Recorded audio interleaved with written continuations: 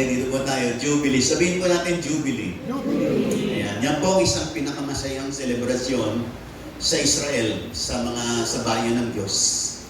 At napakaraming kasiyahan sa araw na yan. Marami pong kapistahan po. Actually, mga piyesta-piyesta ay galing po yan sa banal na kasulatan. Marami po silang mga feasts, marami silang mga pista o piyesta. At kaya lang inadapt po sa isang ng marami, pero nalihis po sa tamang landas ng pagpipiesta. Ito po isang piyesta o anniversary o piyesta na ginagawa po sa bayang Israel na pinakamasaya po. Itong tinatawag na Jubilee. Okay? At Leviticus 25, babasahin ko po sa verse 8 to 12. Okay? Tagalog ko po babasahin dito sa Tagalog. 25 sa verse 8. 8 to 12. Ayan. Sabi po sa Tagalog version, bibilang kayo ng 7 taon ng pamamahinga. 7 tigtipito, 49 na lahat. Pagkalipas nito, sa ikasampung araw ng ika-7 buwan, araw ng pagtubos, hihipan ng malakas ang mga trumpeta sa buong lupain. Sa ganitong paraan, itatangi ninyo ang ika-50 taon. Ayun, yun ang Jubilee, yung ika-50 taon. Sa atin, golden. Ayan, Jubilee. Ipapahayag ninyong malaya ang lahat sa buong lupain. Ito'y taon ng inyong paglaya. Ang alipin ay babalik sa kanyang sariling tahanan at ang lupain na pagbili ay sasauli sa dating may-ari. Sa taong yaon, huwag kayong magtatanim sa inyong bukirin. Huwag din ninyong aanihin ang bunga ng mga halaman na kusang tutubo, sapagat ito'y taon ng pagdiriwang at itinalaga para sa amin. Sabi ng Panginoon, ang inyong kakanin ay ang bunga ng tuwirang pinitas sa bukid. Amen. Kaya yung pong Jubilee ay yung pong 50th year. Ito, 50th year. Sa atin po, golden year. No, 50. Sabi rito, and proclaim liberty throughout the land and all its inhabitants. It shall be a jubilee for you. Amen po ba? Alala pa tuloy kasi kami pala ay mag-serve na mag-celebrate kami ni wife ng aming 50th. No? At jubilee pala namin yun. Amen po ba? Kaya po jubilee ay 50th at 50th year. At ito po ang pinakamasaya kasi yung may mga utang hindi na magbabayad, hindi na pababayaran. Yung mga nagbenta ng lupa, nagsanla ng lupa, ibabalik na yung titulo kahit hindi na nila binayaran. Sapagkat yan ang araw ng Jubilee ng Panginoon. Kaya kung ikaw may nagsanla sa ng lupa sa bayang Israel, no, pagdating ng Jubilee, kinakailangan isoli mo kahit hindi ka binabayaran. Yun ang Jubilee sa kanila. Yung mga, kasi sa kanila, bumibili ng mga alipin. Binibili nila yung tao para magsilbi sa kanila, alipin. Sa araw din ng Jubilee, palalayain na nila yun. Babalik na nila sa kanilang mga sariling pamilya, tahanan. Yun ang tinatawag na Jubilee sa Israel. Amen mo ba? Tatalakayan po natin, bibigyan natin ng pansin ang Jubilee. Ayan. The time of Jubilee has come. Alam niyo po ba na ang Jubilee ay merong kaganapan pa rin sa ating panahon. Although hindi na po natin binibilang yung 50th, pero meron pa rin Jubilee. It's all because of our Lord and Savior Jesus Christ. Amen po ba? At mamaya habang nag-aaral po tayo, tingnan mo ang pagkakataong ikaw ay pinaglaanan ni Lord ng Jubilee sa araw na ito. Amen po ba? At tanggapin mo sapagat merong nakalaang pagpapala sa iyo. Lahat na nakikinig magsabi ng amen. Jubilee. The year of Jubilee was a special year observed every 50 years in ancient Israel. It was a year of liberty, malaya na sila, rest, magkakaroon na sila ng kapahingahan, and restoration. Yung mga nawala, ibabalik sa kanila, restoration. It's a day of joyful celebration, katulad ng anniversary. The word Jubilee comes from the Hebrew word Yobel, meaning ram's horn, because the year was proclaimed by blowing the ram's horn on the Day of Atonement or the Day of Repentance. The year of Jubilee was significant, mahalaga po, because it represented God's desire for freedom, fairness, and justice among His people. Mahalaga po ito, ang year na ito, kasi ito po ay nagpapahayag na ang desire ng Diyos ay palayain sila, bigyan sila ng pantay-pantay na trato at maging makatarungan sa mga tao. It was a time when debts were forgiven, yung mga utang patatawarin na, yung mga slaves were set free, yung mga alipin palalayain na, at ang land that has been sold was returned to its original owners. Ayun. Kaya sa araw ng Jubilee, no, yung mga may hirap, nagsasaya na sila kasi alam nila, lalaya na sila, yung mga nagsanla, babalik na sa kanila yung mga lupa nila kahit hindi sila magbayad. Nakikinig po ba kayong lahat? Lalo na yung may mga utang, yung utang nila, canceled na. Nakikinig po ba kayong lahat? Yan po yung araw ng Jubilee at yung taon ng Jubilee sa Israel. Kaya po masayang-masayang celebration doon. At yung mga tao naman, sila naman ay malayang, halimbawa yung nagpautang, malaya silang ginagawa yung binabalik na nila, kinakancel na nila. Kasi alam nila, through that, pagpapalain sila ng Diyos. Amen po ba? Hindi naman sila lugi. Kasi alam nila, kapag nilakaran nila itong sinasabi ng salita ng Diyos, ang buhay nila ay pagpapalain naman ng Panginoon. Amen po ba?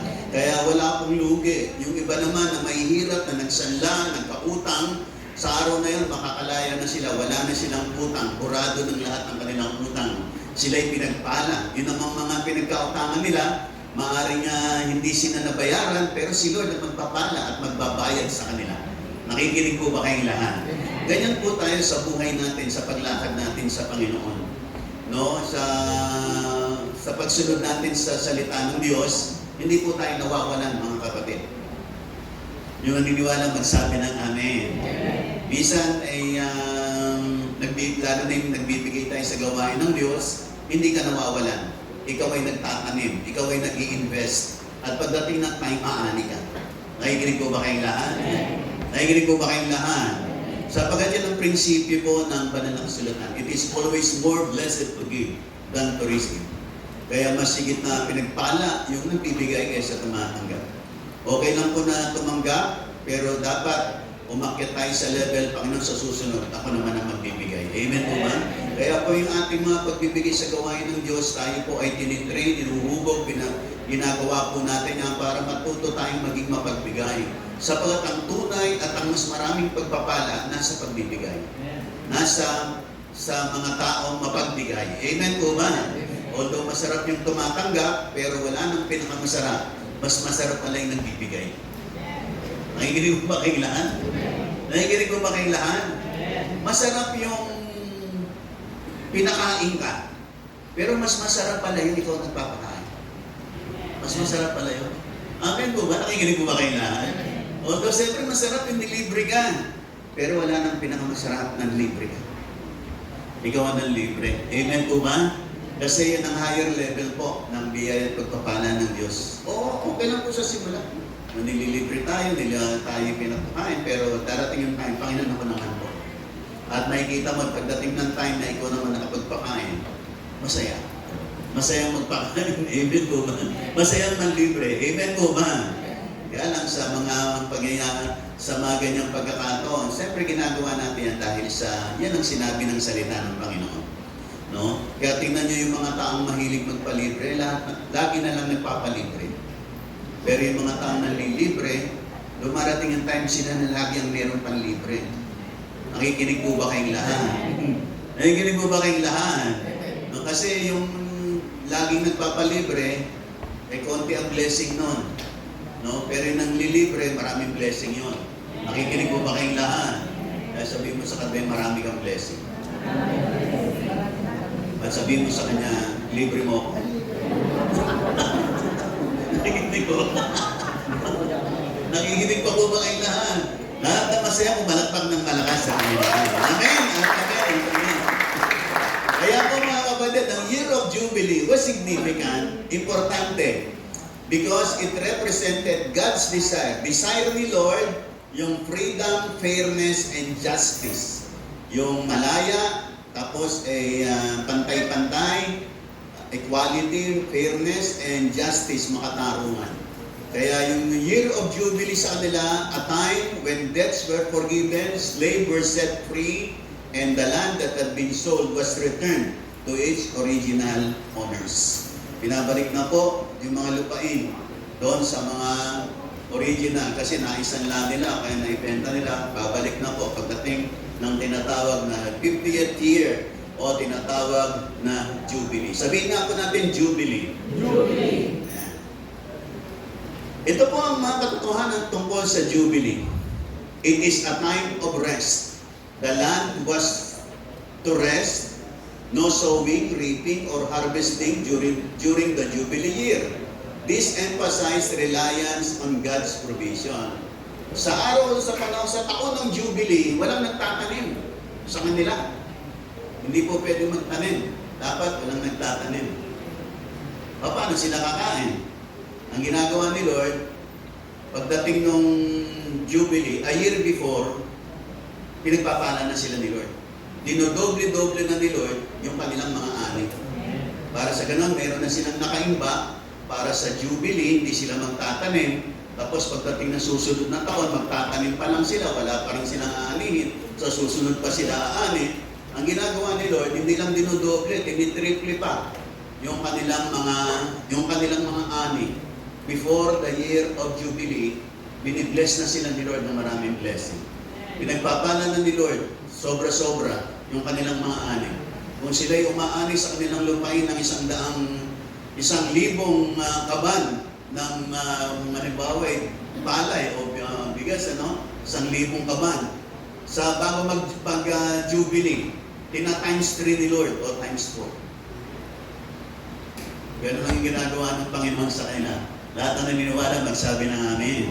Yun po ang ginagawa ni Lord sapagat ng mga taong to lumalakad sa pananampalataya na habang ginagawa po nila yon, sila'y pinagpapala ng Panginoon. Kaya pag binasa niyo po yung Leviticus 25, pinabanggit po roon na hindi sila magtatanim, pero pag binasa niyo po yung mga kasunod na talata, yung mga ani nila sa before the year of Jubilee ay dinodoble, tinitriple na ng Panginoon ang kanilang mga ani. Para sa taong yun, hindi sila magtatanim, meron silang kakanin. So susunod, magtatanim pa lang sila, wala pa silang ani, meron pa rin silang kakanin. So susunod, habang hinihintay nila yung ani nila, meron pa rin silang kinakain. Nakikinig ko ba kayong lahat? At yun yung time of rest, yung time na ang concentration lang nila is sa Panginoon.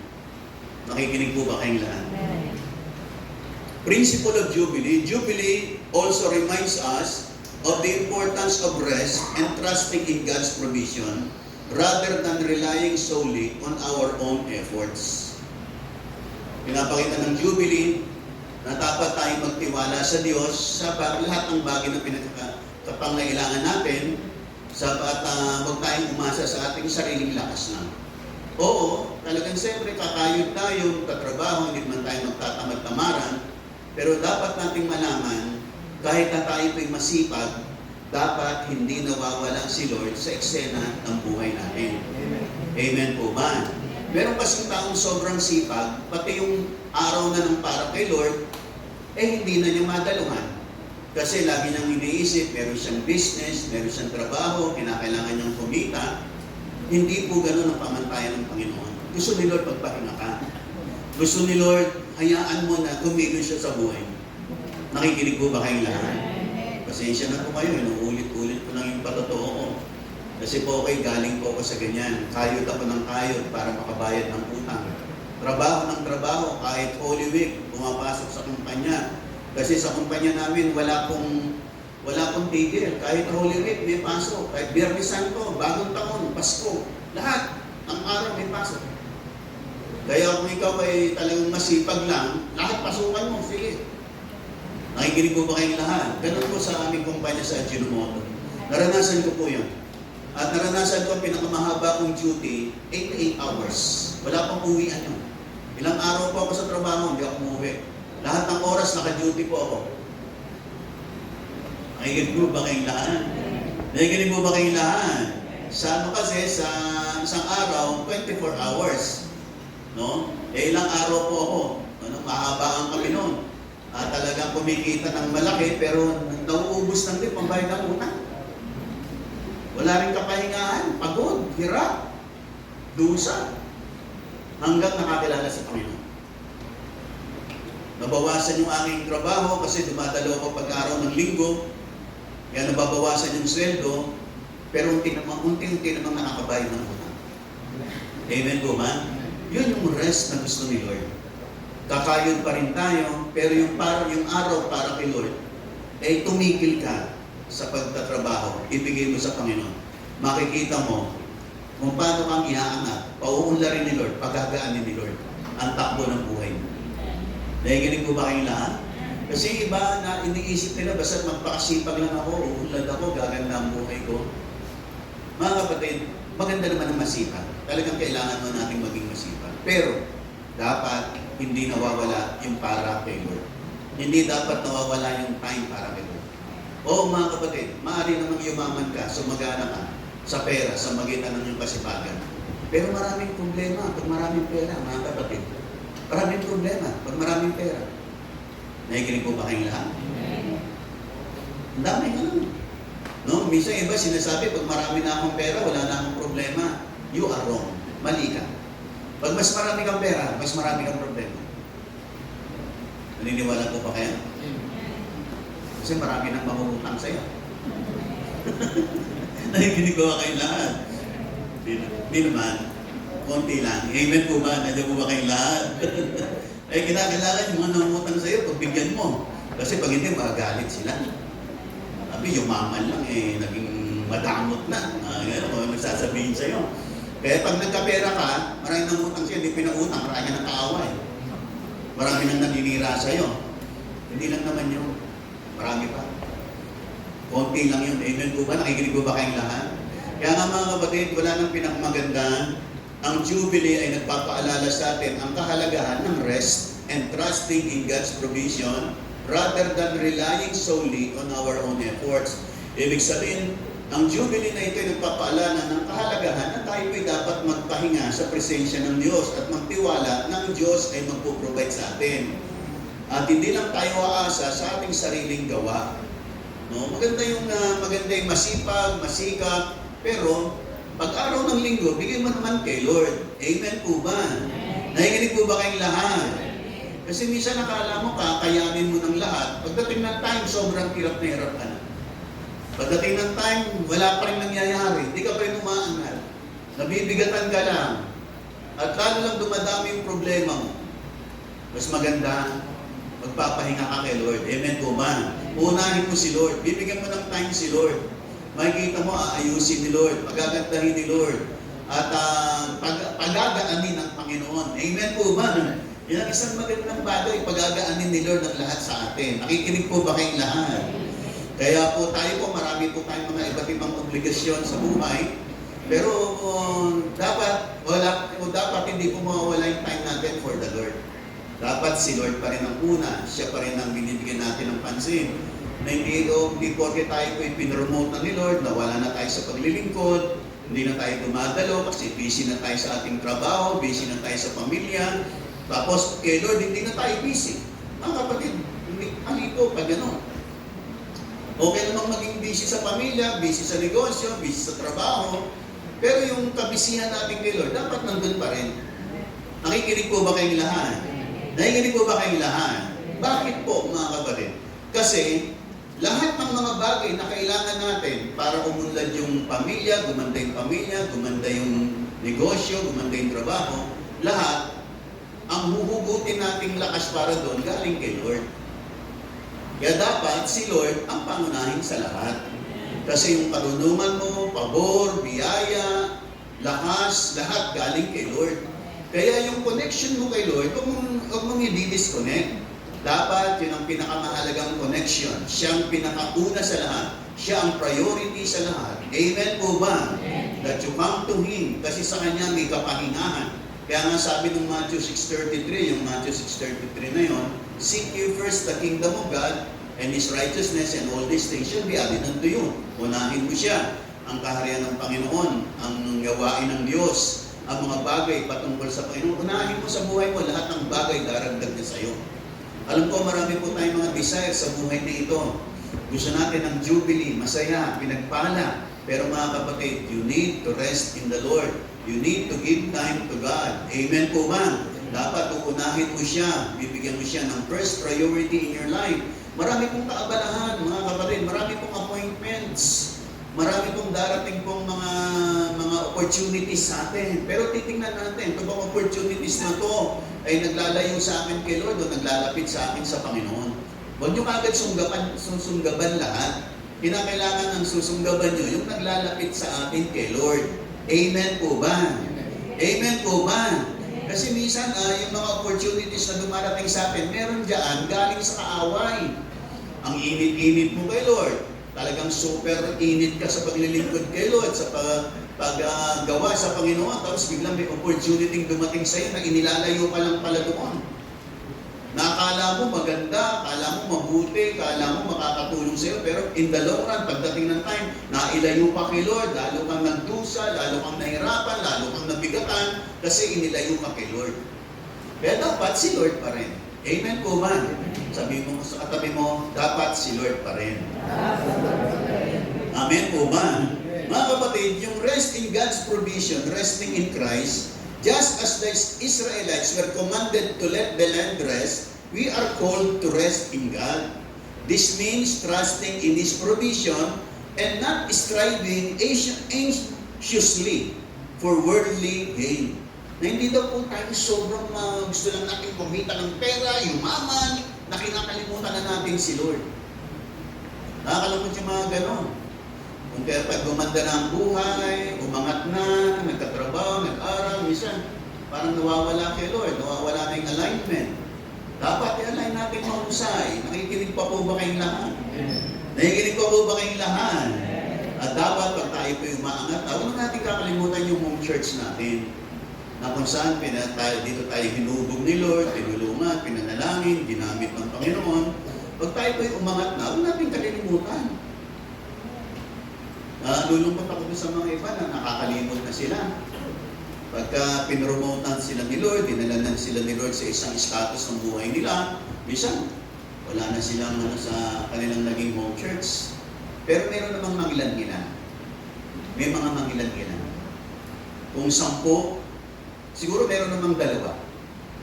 Pinakamarami 3. Yung 7, nawala na talaga na. Pero meron namang mangilan-ngilan, di nakakalimot. Nandyan pa rin, nagpaparamdam, sumusuporta. Wala nang pinakamasarap sa puso ng pastor. Amen po ba? Nandiyan po ba kayong lahat? Pero nakakalungkot, mas marami yung porsyento ng mga iba na parang nawalan na talaga sila na parang bahala na kayo dyan.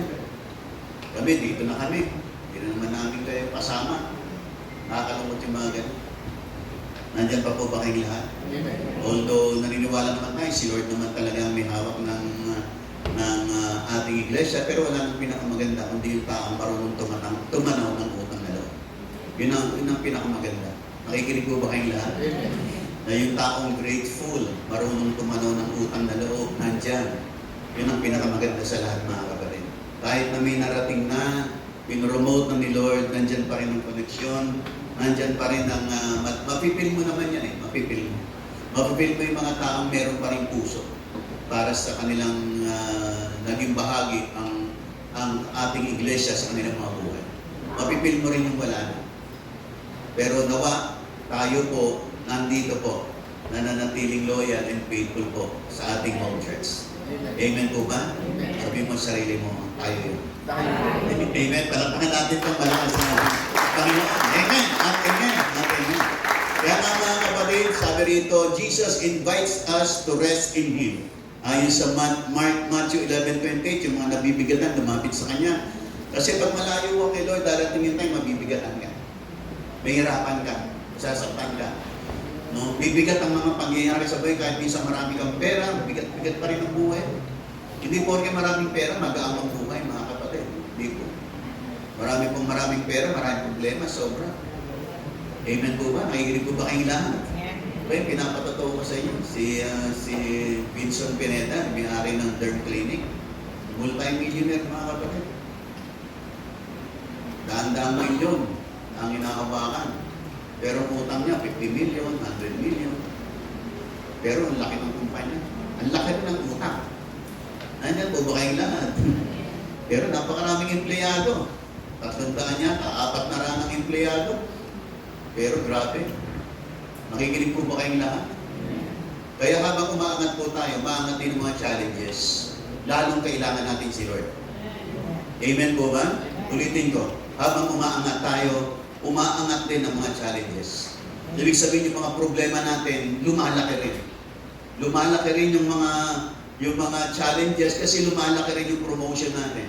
Kaya nga, lalong kailangan natin si Lord. Hindi mo kailangan yung iba kasi, kailangan nila si Lord sa simula. Pag nakarating na sila dun sa mga tagumpay ng buhay nila, parang hindi na nila kailangan si Lord. Hindi na nila priority si Lord. Hindi mo na sila nakikita sa gawain ng Panginoon. No?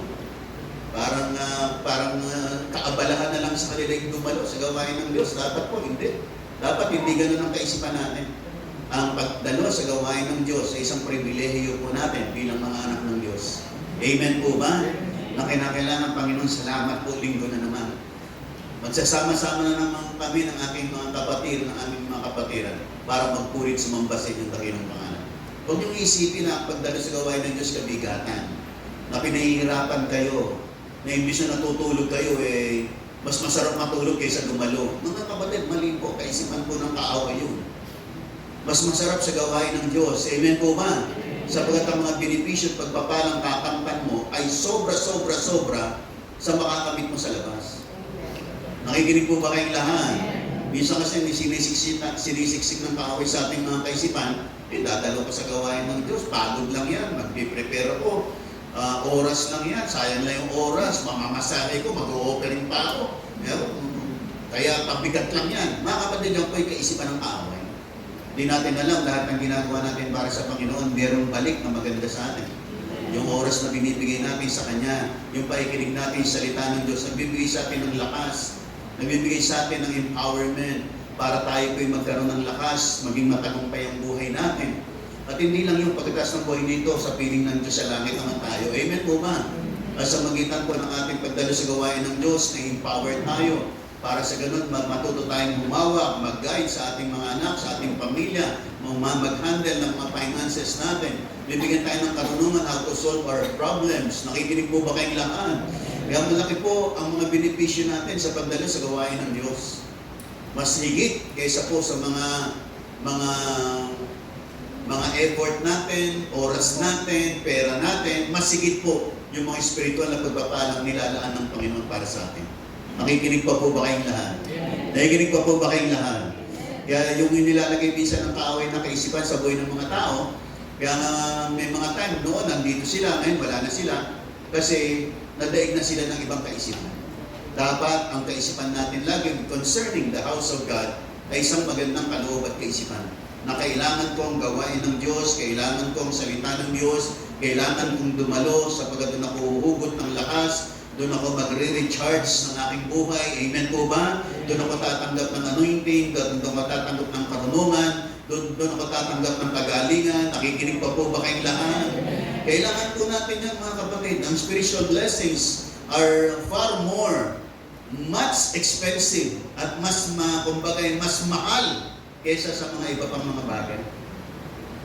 Mas valuable kaysa sa iba pang mga bagay. Nakikinig po ba kayong lahat? Nakikinig po ba kayong lahat? Yan po yung sabi din sa Matthew 6:33, seek first the kingdom of God and His righteousness, and all these things shall be added unto you. Unahin mo si Lord. Hayaan mo every Sunday nandito ka to rest from all your labors, mga kapatid. Kaya nga sabi ko sa inyo, naranasan ko po. Every day, pumapasok po sa kumpanya. May day off po kami, pero yung day off po namin, pinapasok pa rin namin. Sa kumpanya kasi namin, pag may day off ka, pwede ka rin pumasok, overtime na yun. Kung gusto mo naman, huwag kang pumasok, okay lang din. Kasi day off mo naman. Pero kung gusto mong kumita, pumasok pa rin. Ganun kami sa kumpanya. Kaya lahat ng araw may pasok po kami sa kumpanya. Pagdating ng Holy Week, sa kumpanya namin Ajinomoto, ang ginagawa po namin, wala kaming production. Nililinis po namin lahat ng mga tangke, lahat ng makina. Kaya may pasok pa rin, may pasok pa rin. Pasko, bagong taon, bisperas, lahat ng araw, may pasok. Pero mga kapatid, kahit pasok ako ng pasok, parami naman ang parami ang utang ko, pabigat ang buhay ko. Paano kung naranasan nyo? Sa dami ko ng utang, trabaho ko ng trabaho para makabayad, hindi man ako makabayad. Puro lahat ng inisweldo ko, pambayad ng sa tubo ng utang ko. Ginawa ko, nangutang ako sa kamag-anak ko para makabayad. Nakautang naman ako. Problema, nagastos ko naman. Nadagdagan lang ang utang ko. Hindi pa rin ako nakabayad, nadagdagan lang. Nakikinig po ba kayong lahat? Hanggang sa dumating yung time, nakakilala ako kay Lord. Nagbigay ako ng time sa Panginoon.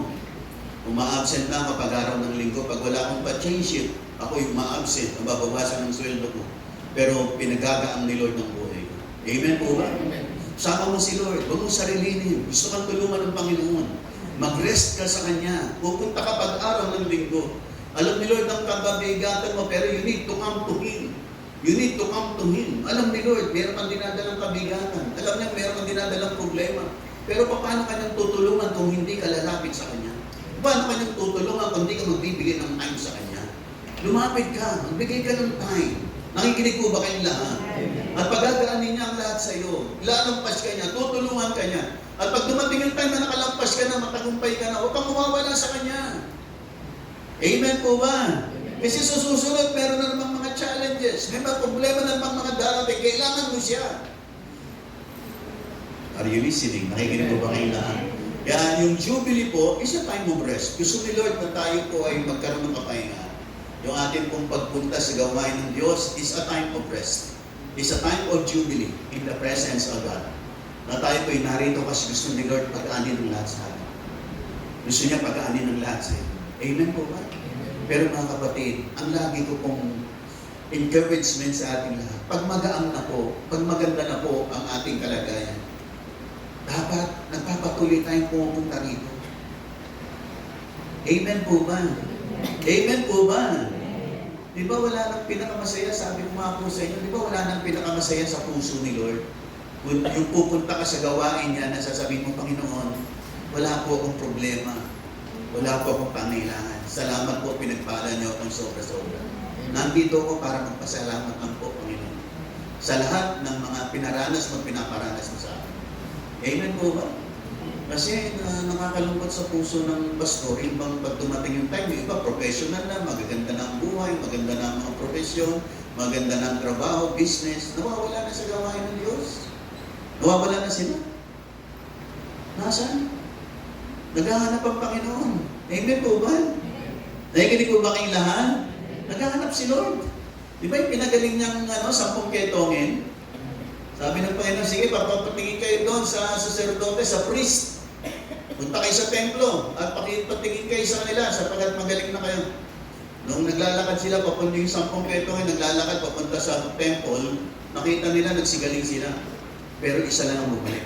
At bumalik kay Lord, salamat kay Lord. Sabi ni Lord, di ba 10 ito? Ba't isa naman bumalik? Mga kapatid, naghahanap si Lord.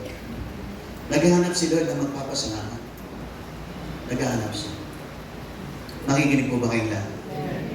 Salamat na rito ka para magpasalamat. Amen po man? Tayo po naman nagpapasalamat kahit na minsan may problema pa tayo kasi naniniwala tayo, lulutasin ni Lord yung mga problema natin. Pero pag dumating yung time na wala na po tayong problema, mga kapatid, hindi pwedeng sabihin na, Panginoon, na ang problema, kaya hindi na po pupunta. No, pupunta ka pa rin dapat para magpasalamat kay Lord kasi wala ka ng problema. Amen. Amen po ba? Amen po ba? Wala nang pinakamagandang pumunta sa church, kundi Panginoon. Gusto ko lang pong mag-bless sa church. Gusto ko lang pong magpala sa aming iglesia. Kasi pinagpala ko Panginoon. Narito po ako, Panginoon. Wala na akong mahihiling, pero magpapala ko bilang tanda ng aking pagpapasalamat. Nakikinig po ba kayong lahat? Mga kapatid, dinala tayo rito ni Lord. May kanya-kanya po tayong dinadala, pero gusto ni Lord pag-aanin ang lahat sa atin. Gusto niya tayong bigyan ng kapahingahan. Amen po ba? Nakikinig po ba kayong lahat? Mga kapatid, isang bagay. Lahat ang nakikinig magsabi ng amin. Ano man ang dinadaanan mo, ano man ang ang nangyari sa buhay mo. Isang katotohanan. Gusto kong magpahinga ka sa isang katotohanan, mahal ka ng Diyos. Na kahit anong nangyari sa iyo, anong nagawa mo, ang pagmamahal sa iyo ni Lord hindi nagbabago. Gusto lang niya, bumalik ka sa Kanya at manatili ka sa Kanya. Amen po ba? Kasi alam niya, pag malayo ka sa Kanya, mahirapan ka. Mabibigatan ka. Masalimot ang buhay, mga kapatid. Si Lord aayusin niya. Nakikinig po ba kayong lahat? Kaya lumapit ka sa Kanya. Paano po, Bishop? Kasi madalas po akong nadadapa, nagkakamali. Huwag kang mahiya, bumalik ka lang kay Lord. Hindi kayo tataboy ng Panginoon. Amen po ba? Amen po ba? Kaya lang, nakikita ng Panginoon, kapag lagi kang nadadapa, nagkakamali, ikaw rin ang masasaktan. Di ba? Yung taong laging nadadapa, nasasaktan lagi. Nasusugatan, nagkakagasgas, kasi laging nadadapa. Kaya nga gusto ni Lord, lumapit ka sa Kanya para turuan ang Kanyang huwag nang madapa. Kasi alam niya, pag lagi kang nadadapa, masasaktan ka. Kaya dahil sa Kanyang pagmamahal, lumapit ka lang sa Kanya. Hindi ka niya itataboy. Pagagalingin ka niya, bibigyan ka niya ng lakas para hindi ka na madapa. Kasi mahal ka niya. Nakikinig po ba kayo lahat? Huwag mong sarilinin, hindi mo kaya. Kailangan mo si Lord. Kailangan mo si Lord para makapagpahinga. Kailangan mo siya. Lahat na nakikinig magsabi ng amin. Pwede bang palakpakan natin malakas siya? Ang truth about Jubilee is ito yung panahon ng freedom. Freedom for the oppressed. Slaves and bonded laborers were set free, symbolizing liberation from oppression. Yung mga inaapi, sinisikil, araw na sila'y malayahan. Kaya di ba sa Jubilee, yung mga biniling alipin, biniling katulong, no, kasambahay, alipin sa kanilang pamilya, sa kanilang poultry, sa kanilang farm, sa araw ng Jubilee sa Bahay Israel, pinapalaya na po sila lahat. Hindi na lang kailangan yung araw na sila'y makakauwi na nang wala na silang babayaran. Kahit binili po sila, kung kasi binili sila, siyempre, kinakalang, bayaran mo yon para masulit yung pagkabili ko sa iyo. Sa araw na yun, susuli na po sila. Malaya na po sila. Yan po ang Jubilee, mga kapatid. Sabihin po natin Jubilee. Jubilee. Yun yung araw ng paglaya. Amen po ba? Lahat na kasi ang nagsabi ng amen. Ano po ang ibig sabihin ng mga kapatid? Ang Jubilee emphasizes liberty and freedom. We are called to live in the freedom that Christ offers, breaking free from sin, shame, bad habits, and spiritual bondage. Ang Jubilee sa ating panahon ay ginawa nung tayo po'y sumampalataya kay Kristo. Pinalaya niya po tayo sa kasalanan, sa mga bisyo, sa mga kahihiyan. Pinalaya po tayo ng Panginoon. Nakikinig po ba kayo lahat? Marami po tayong mga nakakahiyang pangyayari sa buhay natin. Nakakahiya. Amen po ba? Nakikinig po ba kayo lahat? Ako bilang kabataan, marami rin mga nakakahiyang pangyayari sa buhay ko. Pero salamat, tinubos na ako doon ng Panginoon. Amen po ba? Marami po tayong mga kasalanan, pagkakamali, na nakakahiya. Nagdulot ng kakahihiyan sa ating buhay. Marami mga tao tinignan tayong mababa. Pero salamat, nung sumampalataya ka sa Panginoon, yun ang isang pasimula ng Jubilee ng Panginoon sa buhay mo. Dahil luma mo, kinakalimutan na ng Diyos. At ikaw ay aayusin ng Panginoon sa isang bagong buhay. Madaranasan mo yung pagmamahal ng Diyos, pagpapatawad ng Panginoon, pagpapalakas ng Diyos sa buhay mo para lumakad ka sa isang bagong buhay. Sa isang bagong buhay na masaya, magaan, mapayapa. Amen po ba? Kasama ang Panginoon. Amen po ba? Yun ang gusto ng Panginoon. Di ba tayo bilang mga magulang, gusto natin ganun sa mga anak natin. Maaaring sila yung mga nagawang mali, nakakahiya, pero pinapatawad natin, tinutulungan natin, ginugroom natin, pinag-aaral natin, para gumanda ang buhay nila. Pag maganda ang buhay nila, masaya yung magulang. Amen po ba? Ganun ang Panginoon sa atin. Kaya tayo tinatawag ni Lord. Kaya tayo pinapunta rito ni Lord. Kasi meron siyang magandang planong gustong ilatag sa buhay mo. Kasi meron siyang magandang tinatanaw sa buhay mo. Gusto niya matagumpay ka. Gusto niya blessing ang buhay mo. Amen po ba? Paano ka magiging blessing sa maraming tao kung addict ka? kung lagi ka nagsusugal, kung lagi ka nagmumura, kung ikaw ay nagsisinungaling, nandadaya, paano kang magiging blessing sa buhay ng tao? Kaya nga po, alam ni Lord, mahirap magbago, kaya tinawag tayo ni Lord. Kasi pag tinawag tayo ni Lord, lumapit tayo sa Kanya, yayakapin niya tayo, papadama niya ang Kanyang pagmamahal. At yung pagmamahal ni Lord ang magbabago sa ating mga buhay. At pag tayo may binabago na ni Lord, doon pa lamang nagiging pagpapalang ang ating buhay. Nagliliwanag tayo. Amen po ba? Kung dating addict tayo, ngayon hindi na tayo addict. Amen po ba? Kung dati tayo po'y mandaraya, ngayon hindi na tayo mandaraya. Kasi binabago na tayo ng Panginoon. Amen po ba? Nasa magitan nung tayo po'y nagiging blessing sa buhay ng ibang tao. Amen po ba? Mga kapatid, ang Jubilee is a time of freedom. Ito po ay freedom. Kasi tayo po'y inoppress. Sino nang oppress sa atin? Ang nang-oppress sa atin ang kaaway. Si Satanas ang nag-oppress sa atin. Sinikil tayo, inapi tayo, inalipin tayo. Amen po ba? Nahilig po ba kayo lahat? Naniniwala po ba tayong inalipin tayo ng kaaway? Mga kapatid, totoo po yan. Paano po yun? Di po ba? Lahat na nakikinig magsabi ng amin. Di po ba lahat tayo gusto natin ng magbago, pero hirap magbago? Bakit? Kasi alipin tayo ng kaaway. Ang hirap magbago pag wala si Lord. Amen po ba? Kasi wala kang kakapitan para magbago. Eh ang kaaway, mas malakas sa atin. Mas dakila, mas greater ang kaaway kaysa sa atin. Kaya inaalipin niya po tayo. Tingnan niyo po. Lahat na nakikinig magsabi ng amen. Tingnan niyo po yung mga adik. Pag tinanong mo sila ng seryosohan, gusto mo bang habang buhay maging adik? Ayaw nila. Gusto nila makalaya. Kaya lang hindi nila alam paano makalaya. Gusto nilang makalaya. Gusto nilang tumigil. Kaya yung iba nire-rehab. Pagkatapos ng rehab, at hindi niya na-meet si Lord sa rehabilitation, babalik uli yun, magiging adik uli yun. Kasi wala siyang greater power to overcome. Inaalipin ng kaaway, ino-oppress. Kaya tayo po inaalipin, sinisikil ng kaaway. No, hindi tayo makalabas-labas. Ang magpapalabas sa iyo si Jesus. Para kang nasa kulungan. No? Parang nasa kulungan ng bisyo. Na nakarehas, hindi ka makalabas. Kinakailangan mo magpapalabas sa iyo, walang iba si Jesus. Hindi mo kaya magbago, mga kapatid. Kailangan mo si Jesus. Amen po ba? Kaya po tayo dinala rito ni Lord kasi pinalaya tayo at palalayain tayo ng Panginoon. Amen po ba? Palalayain ka sa bisyo, palalayain ka sa kahinyan. Kalilimutan niya ang nakaraan mo. Kapatid, amen po ba? Kung mag-alala, sapagkat si Lord hindi nanunumbat. Amen po ba? Lahat naman tayo may mga kamalian, kakulangan. Wala pang matuwid sa ating lahat. Pero salamat, may Diyos na handang magpala at magmahal sa ating lahat. Amen po ba? At kapatid, mahal ka talaga ng Panginoon. Amen po ba? Sabi ko sa katabi, mahal ka talaga ni Lord. Amen po ba? Lahat ng mahal ng Panginoon, pumalapak ng malakas sa ating Panginoon. Kaya ka dinala rito ni Lord kasi gusto ni Lord makalaya ka. Mahirap magbago, mga kapatid. Naranasan ko na, taon-taon nag-New Year's resolution, iiwas na sa bisyo, hindi na magbibisyo, hindi na iinom ng alak, aalis na sa mga bisyo ng buhay, pero pagkatapos ng balik ulit, kasi hindi ko pa natagpuan ng Panginoon.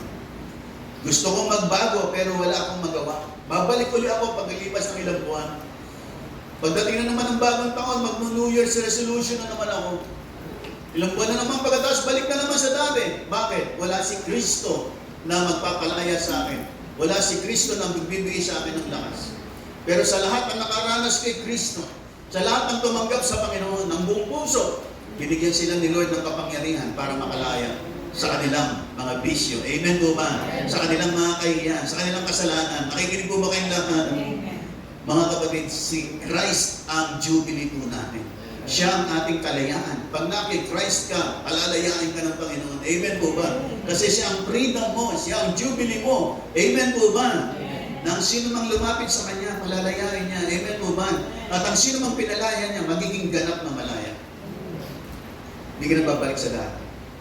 Although minsan hinihila-hila pa tayo ng kaaway pabalik sa lumang buhay, pero pag nasa iyo si Kristo, hindi ka madadala.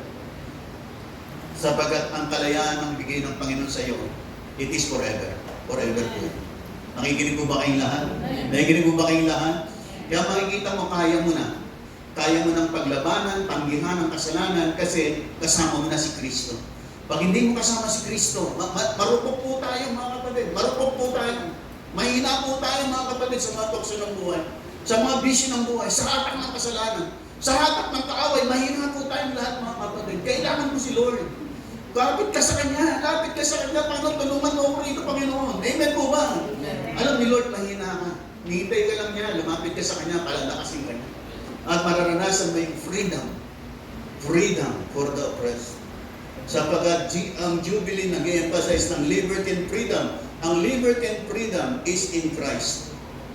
Yung freedom na ino-offer ni Christ na galing sa Panginoon. Amen po ba? Pag wala si Lord, mga kapatid, mahirapan po tayo. Lahat na nakikinig magsabi ng amin. Kaya sabi sa 1 John 4:4, greater is He who is in you than he that is in the world. Na yung nasa atin daw po, greater. Kasi yung nasa sanlibutan, great. Si Satanas po yun. Pero yung greater one, si Jesus, nasa atin. Kaya yung kaaway, siya po ay great. Great po siya. Pero, ang sabi, yung greater one, ang nasa inyo. Yung greater one ang nasa atin, ang Panginoon. Yung kaaway, great. Eh kung great ang kaaway, sino tayo? Wala tayong binagbat sa kaaway. Wala tayo. Para lang tayong manikang pinaglalaruan ng kaaway. Kaya tingnan yung isa yung iba, pinaglalaruan sa bisyo, sa droga, sa iba't ibang mga gawa, pinaglalaruan ng kaaway. Pero pagkasama mo si Kristo, palalayanan ka ng Panginoon. Amen po ba? Ay, naniniwala doon, magsabi ng amen. At pwede bang palakpakan natin malakas ng ating Panginoon. Kaya kung sawa ka na sa buhay mo, hindi mo na alam ang gagawin, Panginoon, ayoko nang balikan dito, pero nababalik-balik ako, Panginoon, mga kapatid, yakap ka kay Lord. Hindi ka niya tatanggihan. Mahal ka niya. Bibigyan ka niya ng lakas kapangyarihan. Babaguhin ka niya. Tutulungan ka niya. Palalayain ka niya. Siya ang Jubilee mo. Siya ang Jubilee mo. Siya ang araw ng iyong paglaya. Amen po ba? Kasi sa araw na malaya ka na, ang sarap ng malaya. Amen po ba? Diba? Bakit di mo natin naranasan makulong sa bilangguan, sa Muntinlupa? Pero siguro, ang saya-saya siguro. Nung taong pagkatapos na makulong ng 5 taong, 10 taong lalaya na siya, ang saya-saya siguro mo. Nakikinig po ba bigla? Lalo na po na tayo pinalaya ng Panginoon sa kasalanan, sakit karamdaman, sa kahihiyan ng buhay, sa mga bisyo, wala na pong pinakamasarap. Nakikinig po ba kayo lahat? Kaya nga yung mga ibon na nakakulong, di ba pag pinakawalan mo, ay, tuwan-tuwa. Nagtitwit-wit pa. Eh, po ba? Nakikinig po ba kayo lahat? Bakit? Kasi masaya silang nakalaya sila. No? Lahat naman siya sabi na namin. Yan po ang Jubilee, freedom, araw ng freedom. Freedom in Christ, the year of Jubilee points to the ultimate freedom that comes through Jesus Christ. Na ating pong ultimate freedom, na ating pong ganap na paglaya ay na kay Kristo. Si Jesus po ang ganap na kalayaan po nating lahat. Pag hindi mo natagpuan si Jesus, hindi ka magiging ganap na malaya. Maaari ngayon, nagbago ka, pero after ilang months, 6 months, 1 year, babalik ka ulit sa dati. Kasi hindi si Kristo nagpalaya sa iyo. Hindi si Kristo ang tanggulan mo. Hindi si Kristo ang naging kapitan ng buhay mo. Kay Kristo ka kumapit. Amen po ba? Amen po ba? Sabihin mo sa katabi mo, kay Kristo ka kakapit. Kay Christ tayo mga kapatid. Sigurado mga kapatid. Nakikinig po ba kailangan? Kaya po kapit kay Kristo, ang ultimate freedom ay galing po sa ating Panginoon. Amen. Amen. So, ayan. Restoration na ako yan. Ang ultimate freedom that comes through Jesus Christ. Sabi ng Luke 4:18, sabi ni Jesus, the Spirit of the Lord is on me because He has anointed me to proclaim good news to the poor. Ang mabuting balita, kapatid, dumating ang Panginoon para hindi ka naman natili sa iyong lumang buhay. Amen po ba? Dumating siya sa mga dukha, sa mga mahihirap, sa mga taong walang ibang inaasahan, kundi ang Panginoon. Amen po ba? Umasa ka kay Lord, sapagat si Lord pumunta para sa iyo. Amen po ba? Sabi niya, meron akong mabuting balita sa mga poor. He has sent me to proclaim freedom for the prisoners and recovery of sight to the blind, to set the oppressed free, and to proclaim the year of the Lord's favor. Jesus is the fulfillment of Jubilee. Si Jesus ang katuparan ng Jubilee. Kaya kung ikaw, sa bansang Israel, sinicelebrate every 50th year, tayo po, ang jubilee natin, nung tumanggap tayo kay Lord ng buong puso. Sapagkat sa araw na yun, pinalaya po tayo ng Panginoon. Amen po ba? Nakikinig po ba kayong lahat? Sabi ko nga sa inyo, unang-unang tinanggal sa akin ni Lord, pagmumura ko. Tinanggal sa akin ng Panginoon. Dati pala mura po ako. Lagi ako nagmumura. Pag nagkikwento ko, puro pagmumura. Kaya yung mga kasama ko sa trabaho, kinakantsawan na ako sa sobrang pagbumura ko, sa sobrang bulaklak ng dila ako na pagmumura. Tinanggal sa akin ng Panginoon yan. Unti-unti, nalulung ako noon sa Carrera, sa Ayalay, at sa Manila ako. Yan ang mga sugal na kinalulungan ko. Pero pinalaya naman ako ng Panginoon. Amen po ba? Nakikinig po ba kayong lahat? Palalayain ka ng Panginoon. At anumang bisyo ng buhay mo, na mga bad habits mo, palalayain ka ni Lord. Kay Lord ka kumapit. Amen po ba? Nakikinig pa po ba kayong lahat? Lahat na nakikinig pa magsabi na amen. Sabi, through His death and resurrection, He set us free from sin, canceled the debt of sin, and restored our relationship with God. Dahil po sa Panginoon ay ipinalaya sa kasalanan, binura niya ang mga utang ng kasalanan, at ni-restore po niyang relationship with God. Ano po yung utang? Yung utang ng... kasi po, lahat na nakikinig magsabi ng amen. Ang ating pong mga kasalanan, may kabayaran yan. Ibig sabihin, pag nagkasala ka, may dapat kang bayaran. At pag meron kang dapat bayaran, may utang ka. Pero, yung utang na yun, si Lord ang nagbayad. Kasi sabi ng Bible, the wages of sin is death. Ang kabayaran ng kasalanan natin, kasi nagkasala tayo, may utang tayo, may dapat tayong bayaran. Ang kabayaran, kamatayan. Ang nagbayad ng kamatayan para sa atin, si Jesus Christ. Siya yung nagbayad. Amen po ba? Kaya tayo po, hindi na tayo papunta sa kamatayan patungo sa impyerno. Pag tayo po'y namatay, natutulog lang tayo. Sleeping lang tayo. Amen po ba? Pag-gising natin, nandun na tayo sa isang mas magandang buhay. Sa piling ng Diyos sa langit. Nakikinig po ba kayong lahat? Bakit?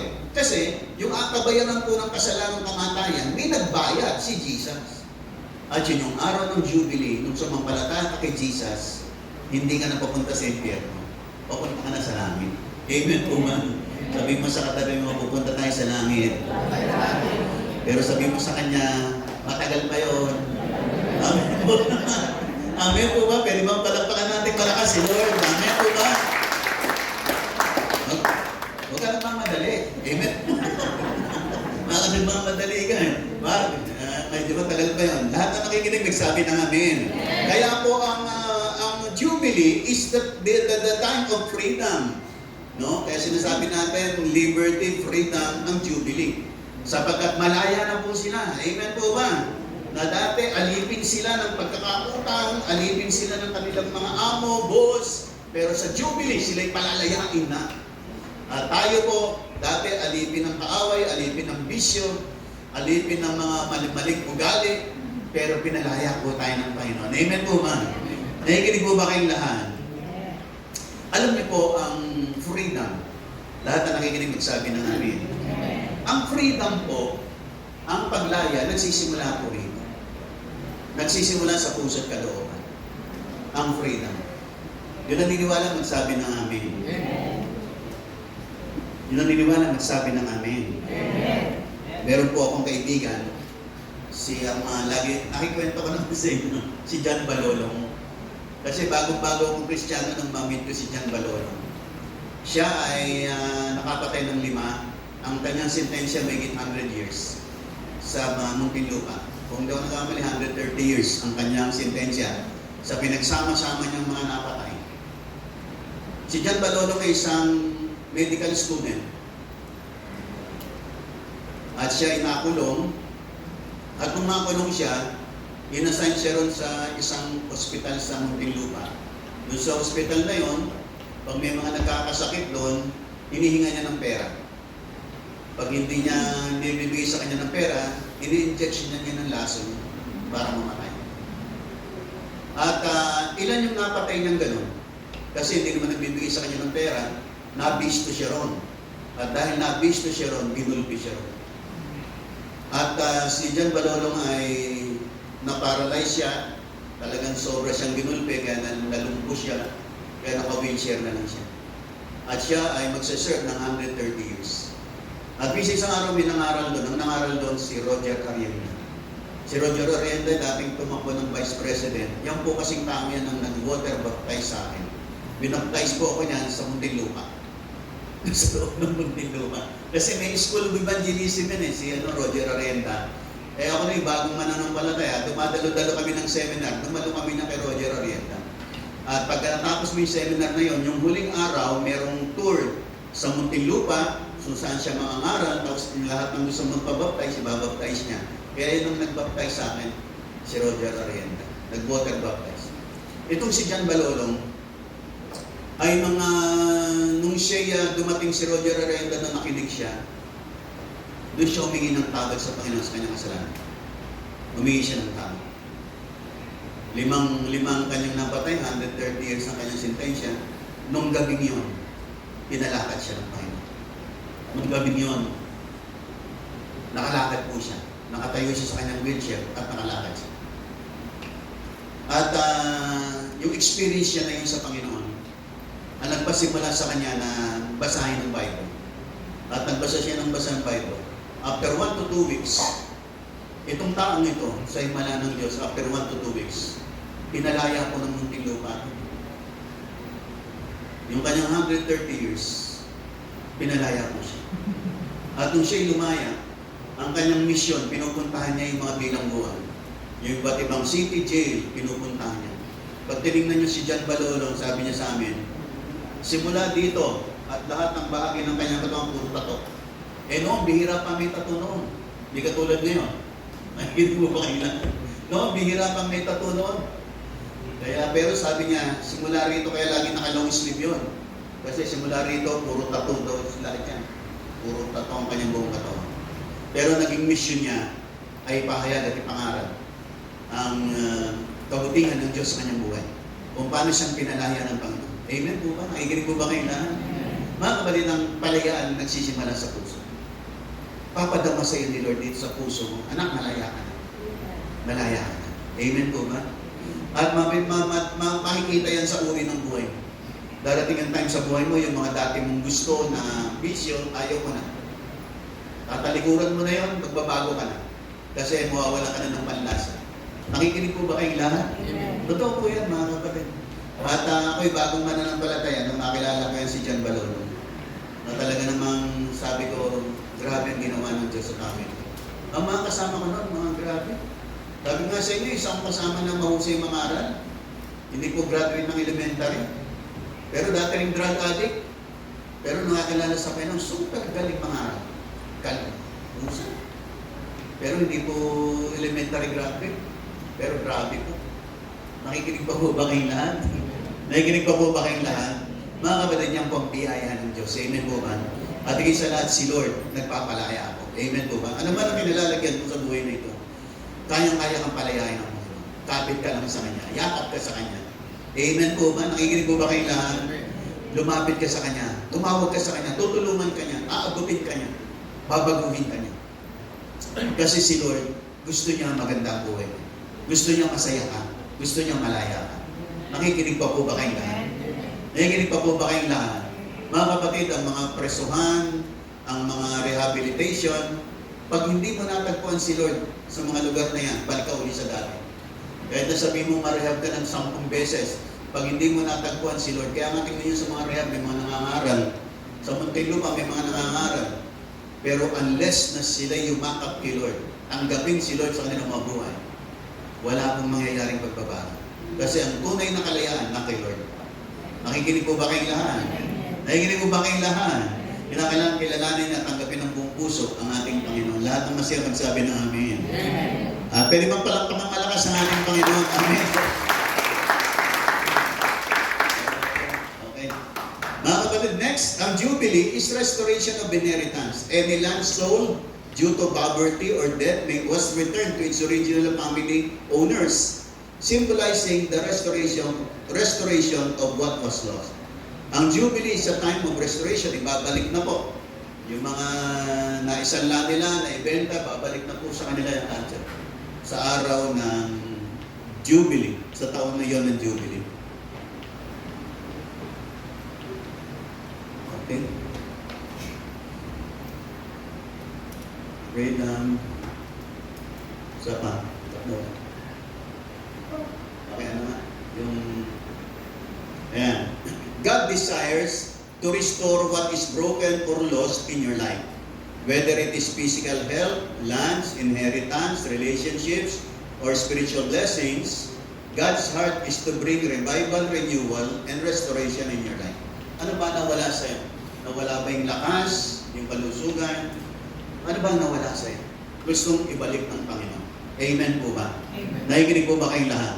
Mga kapatid, ang kaaway po, sabi nga ng Bible, the thief comes to steal, kill, and destroy.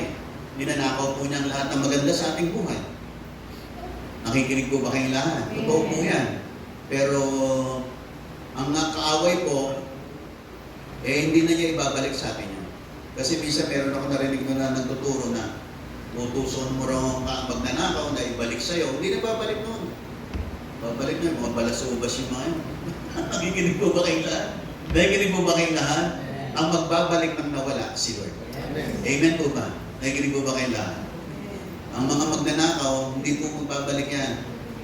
No? Sapagkat ang Panginoon ang mag-restore na lahat ng mga bagay na magandang nawala sa atin, lumapit ka sa Kanya, babalik na sa iyo. At pag binalik sa iyo ni Lord, mas maganda kaysa dati. No? Si Job, nung nawala yung mga anak niya, mawala yung mga ari-arian niya, patuloy siyang nagtiwala sa Panginoon. In the latter part of the life of Job, ibinalik ng Panginoon ang lahat. Dinoble pa ng Panginoon. Amen po ba? Amen po ba? Amen. Dinoble niya yung mga hayupan. Pag tinignan niyo, dinoble. Nung nirestore ng Diyos, dinoble po ng Panginoon. Ganon din sa buhay natin, mga kapatid. Lahat ng magandang bagay na nawala sa iyo. Mga broken relationship, broken lives, inudugtong muli ng Diyos. Ayusin ng Panginoon. Amen po ba? Nakikinig po ba kayong lahat? Pagagandahin ng Diyos. Ayusin niya ang buhay mo. Amen po ba? Nakikinig po ba kayong lahat? At tingnan niyo po ang mga buhay ng mga tao na sa Panginoon. Naayos ni Lord maging mga pamilya po natin. Ang kaaway gusto niyang sirain ang ating pamilya. Pero si Lord, i-restore niya yan. Ibabalik na. Yung mga nawala sa atin ay talagang merong restoration na gagawin ng Panginoon. Lahat ng masaya magsabi ng Amen. Restore broken lives and relationships. Jubilee was a time of reconciliation. As believers, we are called to pursue peace and reconciliation in our relationships. Let this be a time to heal broken relationships, extend grace to others, healings of spirit, souls, minds, memories, wills, and emotions, and physical bodies, and healings of homes, families, and finances. Kasama ng restoration ng kagalingan po ng ating mga spirito at kaluluwa. Kagalingan ng mga physical bodies, kagalingan ng ating pamilya. Kasama yan sa i-restore ng Diyos, pagagalingin ng Panginoon. Amen po ba? Nakikinig po ba kayong lahat? Kung meron bang mga bagay na ninakaw ang kaaway, mga kapatid, i-restore ng Diyos, magpakatapat ka lang kay Lord. Kapit ka lang kay Lord. Ayusin mo lang. Ituwid mo lang. Itama mo lang mga bagay-bagay sa buhay mo. At makikita mo paano i-restore ng Diyos. Amen po ba? Nakikinig po ba kayong lahat? Nakikinig po ba kayong lahat? Basta't mahalaga yung mga bagay sa buhay mo, habang nakikinig ka ng salita ng Diyos, iayos mo, itama mo, ituwid mo. At pag ganyan ang ginawa mo, inalign mo, inayos mo, lahat ng bagay na nawala, babalik ng Panginoon sa iyo. Kasi yan ang jubilee na ang Panginoon, i-restore niya sa iyo. Lahat ng masaya nagsabi ng amin. Amen. Kaya po yung magiging mga buhay po natin, no? Extend grace, love people, reconcile, pursue peace. Amen po ba? Nakikinig po ba kayong lahat? Kung paano tayong minahal ni Lord, magmahal din tayo. Paano tayong pinatawad, magpatawad din tayo. Amen po ba? And as you do that, makikita mo paano i-restore ni Lord yung mga bagay-bagay, pagagalingin niya, i-bless niya, aayusin niya, at yung mga bagay na nawala sa iyo, pag binalik niya, mas maganda kaysa dati. Mga kapatid, kaya po tayo nandito sa gawain ng Diyos. Kasi ginaguide niya tayo towards the restoration that God will do in our lives. Maaaring may mga areas ng buhay natin na ni-restore na ni Lord, inayos na ni Lord. Pero may mga areas na ayusin pa rin ng Panginoon. At pagagandahin ni Lord kaysa dati. Amen po ba? Mas marami siyang nakalaang pagpapala sa iyo. Amen po ba? At sigurado, mas maganda kaysa dati, mas pinagpala kaysa dati. Kaya ang araw ng Jubilee sa Israel, napakasayang araw. At ganoon din sa buhay nating lahat. Masaya po pag nirestore tayo ng Diyos. Amen po ba? Yung mga nawala, pinalitan ng Panginoon. Nakikinig pa po ba kayong lahat? At makikita natin, salamat Panginoon sa inyong kabutihan.